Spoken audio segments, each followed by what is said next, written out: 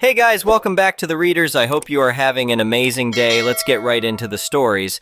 The first one is a pro-revenge story. I live in Southeast Asia and just purchased a new house this September. The previous owners were close friends of my family who needed cash urgently and hadn't been living in my country for nearly 3 years. Thanks to this situation, I managed to get the property for a great price, especially considering it's located in the heart of the capital city. The sale was finalized at the beginning of October 2024, and I moved in immediately after. The house needed significant work since the previous owners had abandoned it mid-renovation. The main entrance only had a basic padlock, no proper door lock at all. There wasn't even a gate, leaving the property completely exposed. On my first day, I found someone's motorcycle parked in my garage. I simply moved it to the street the same day I had the gate installed. Later that afternoon, I heard angry banging on my new gate. "Hey, who moved my bike? Open up!" a man shouted from outside. I watched through my window as he continued knocking and yelling for about 15 minutes before finally giving up and taking his motorcycle. "This is still private property, you know," he grumbled as he left. The neighborhood wasn't making a great first impression. Though the motorcycle incident was the only major problem, people still treated the place like an abandoned lot. My gate was constantly blocked by random vehicles until I installed a prominent no parking sign. Last week, I noticed something odd while showering. The water pressure had dropped significantly. Then I heard the distinct sound of my neighbor's water pump running.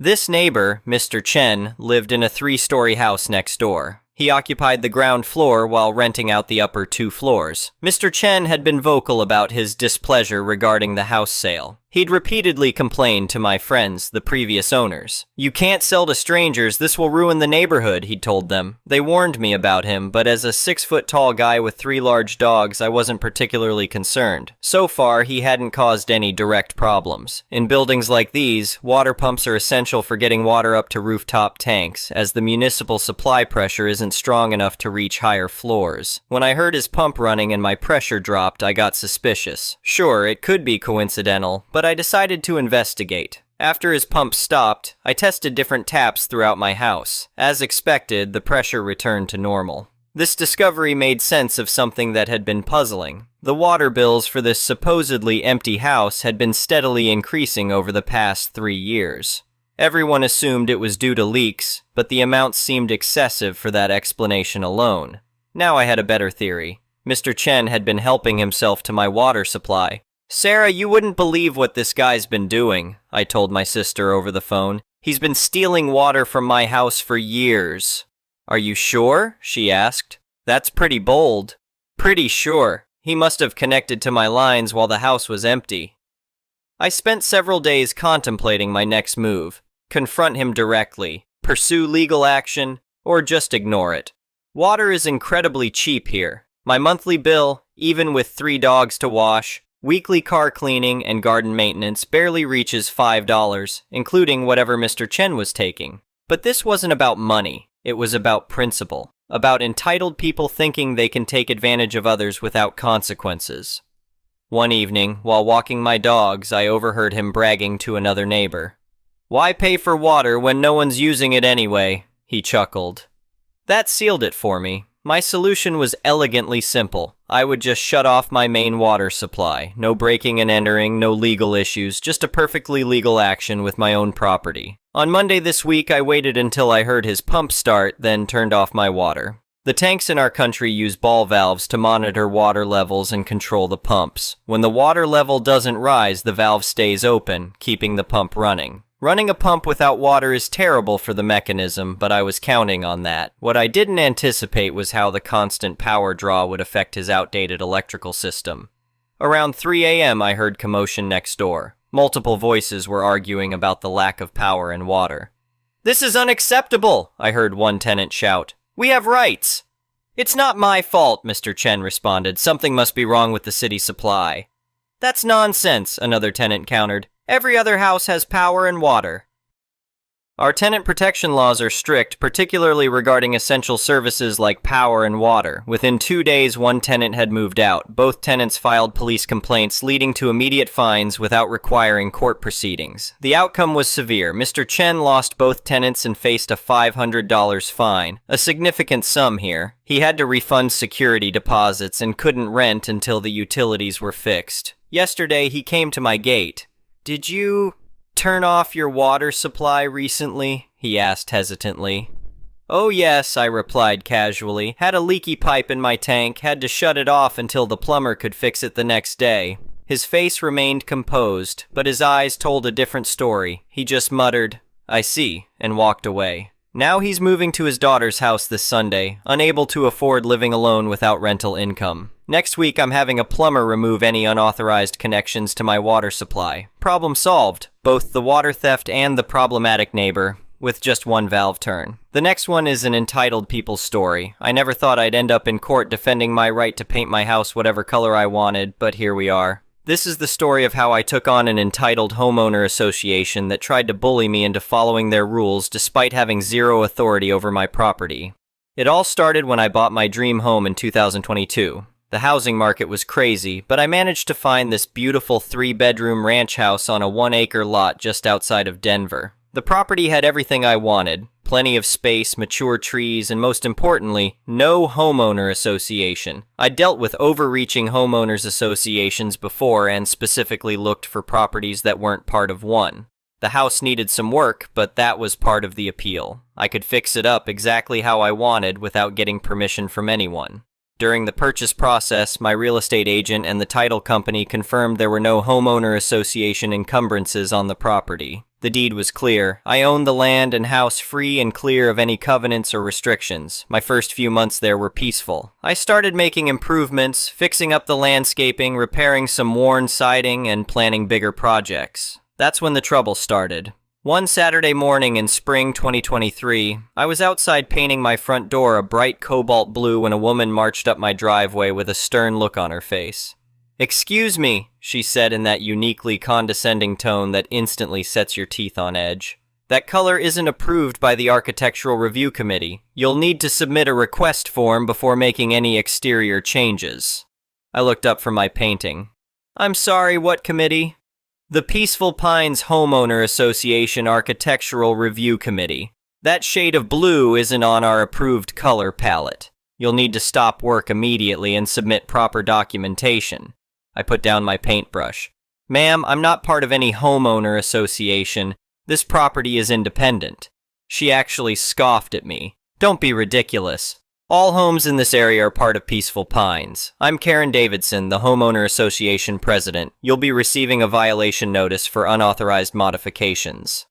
"Look, Ms. Davidson, I specifically confirmed during purchase that this property isn't part of any homeowner association. I have the deed and title documents to prove it, so while I appreciate you stopping by, you have no authority here." Her face turned an interesting shade of red.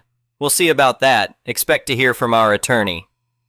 True to her word, a week later I received a certified letter from Davidson and Associates, attorneys at law. Turns out Karen's husband was a lawyer, demanding that I cease all unauthorized exterior modifications and pay a $500 fine for violating homeowner association bylaws. I did what any reasonable person would do. I ignored it and continued with my projects. Over the next month, I got increasingly threatening letters, each with higher fine amounts. They even placed a lien on my property, which really got my attention since that could affect my ability to refinance or sell in the future. I hired a real estate attorney, Maria Gonzalez, who specialized in homeowner association disputes. When I showed her my documentation and explained the situation, she actually smiled. "This is what we call a slam dunk case," she said. "Your property was never part of their homeowner association. It was developed before Peaceful Pines was established, and the previous owners never joined. They're trying to retroactively force you in, which isn't legal. We filed a lawsuit to remove the illegal lien and get a declaratory judgment confirming my property's independent status." That's when things got really interesting. The homeowner association's response was fascinating. They claimed that because my property was surrounded by homeowner association properties, I was automatically subject to their authority. They produced a map showing how my lot was an island in their community and argued it would damage neighborhood cohesion to allow one property to operate outside their rules. The court date arrived and I was nervous but confident. Karen Davidson showed up with her husband as counsel, along with several other homeowner association board members. They all wore matching Peaceful Pines Pride polo shirts, which I found amusingly cultish. My attorney started by presenting the property's chain of title. showing it was developed in 1975, while Peaceful Pines wasn't established until 1988. She also presented documentation proving the previous owners had repeatedly declined to join the homeowner association. Then came the fun part. Karen took the stand. Her testimony was a masterclass in entitled thinking. Your Honor, allowing this property to remain outside our authority undermines everything we've built. Just last month, Mr. Johnson installed an unapproved mailbox design. Next, he'll probably put up a fence that doesn't match our standards. Where does it end? Property values will plummet. My attorney's cross-examination was beautiful. Ms. Davidson, can you show me any document where my client agreed to join your homeowner association? Well, no, but can you show me any document where the previous owners agreed to join? No, but they should have. Can you point to any legal authority that allows you to force a property owner to join a homeowner association against their will? The community's interest, yes or no, Ms. Davidson? No.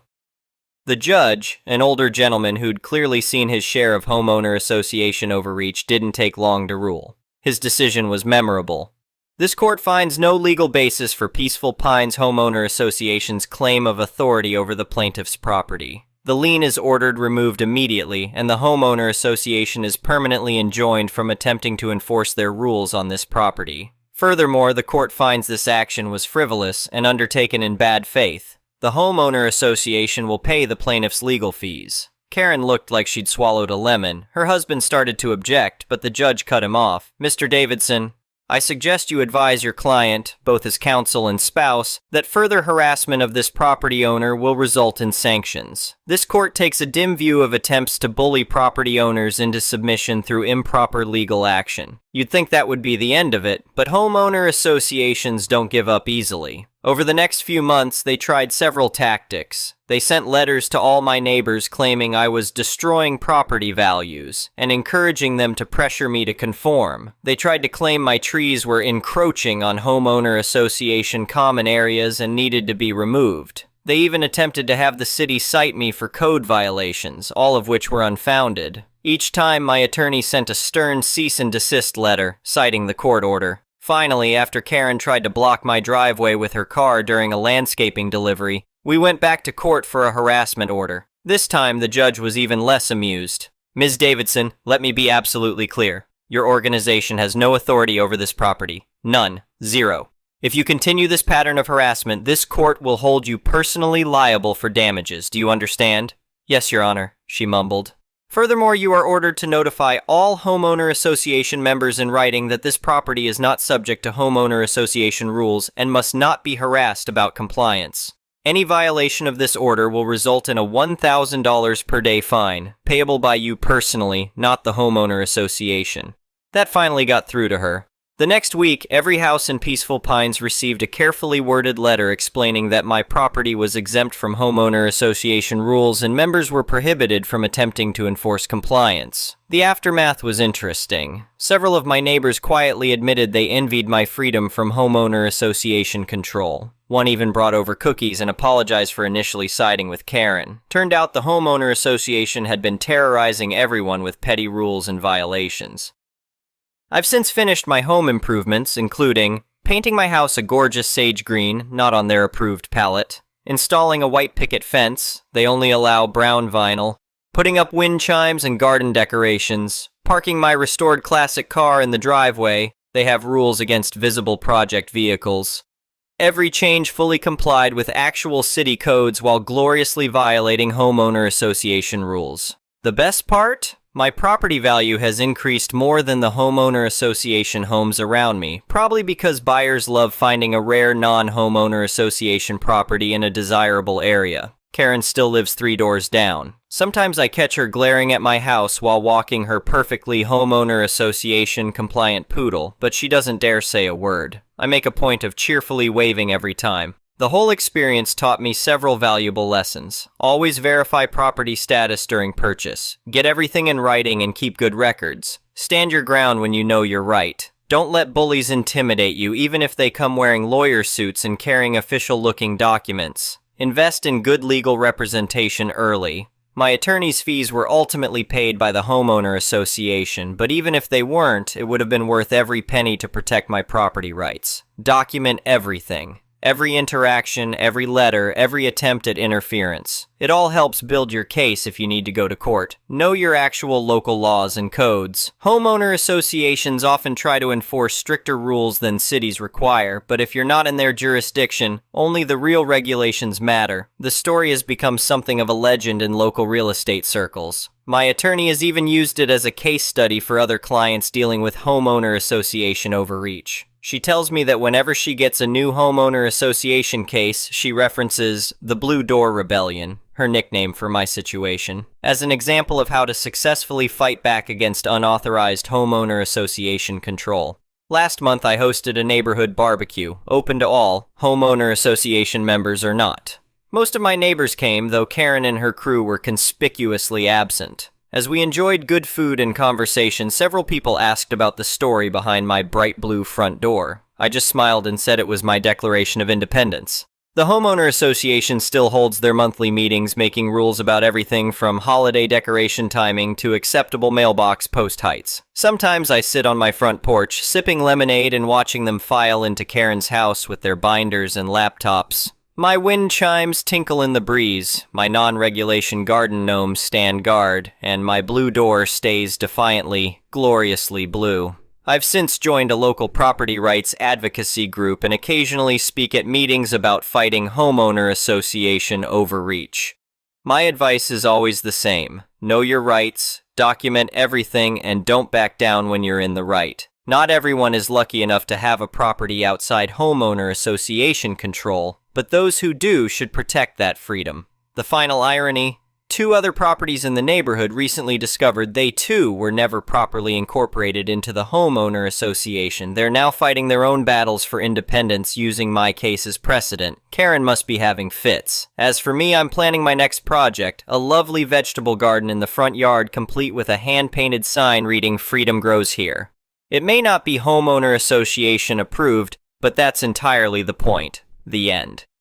The next one is a petty revenge story.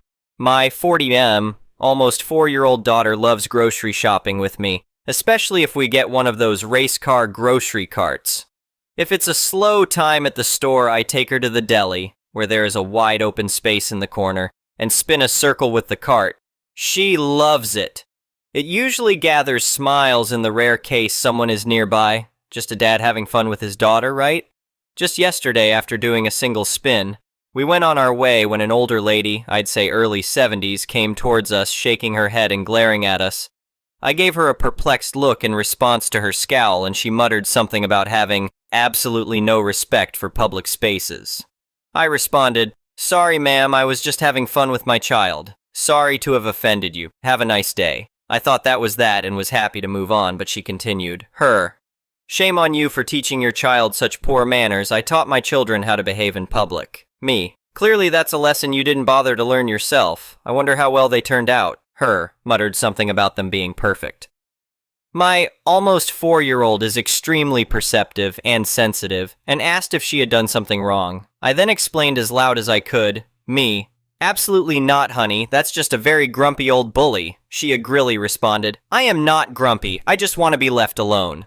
Me, with my stern face: "No? Well, you certainly are a bully then, and if you want to be left alone, I strongly suggest you start minding your own ducking business. You taught your children to behave in stores? I'm teaching mine to stand up to bullies like you. Thank you for this perfect teaching moment." She finally caught the hint to shut her trap and moved along, still muttering and shaking her head. Petty revenge commences. Twice more we encountered her in the other aisles, and I made sure to overdo the race car theme, but would abruptly stop when we got near her, saying loudly to my daughter, "Careful now, honey, we don't want to anger the fun police."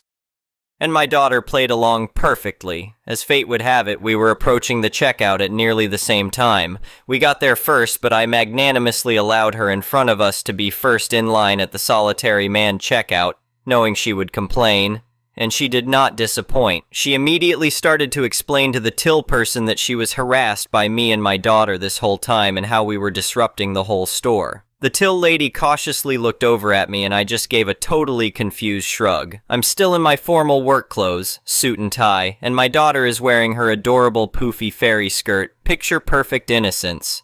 Having obviously seen me let the lady in front of us in line, the till person gave me an apologetic smile and just nodded and smiled, humoring Karen. She must have tried complaining further at customer services because we were now leaving at the same time, despite our full grocery cart, a child insisting on helping with the bagging. Once outside, I made sure to race that cart past her as loud and as obnoxiously as I could, and my daughter squealed in delight. I didn't even bother looking back at that crusty old idiot. She ruined my shopping outing. I hope I ruined her entire day. I do feel bad for people that are this desperately miserable, but I also have zero patience for them taking it out on other people, just trying to enjoy a sliver of joy in their day.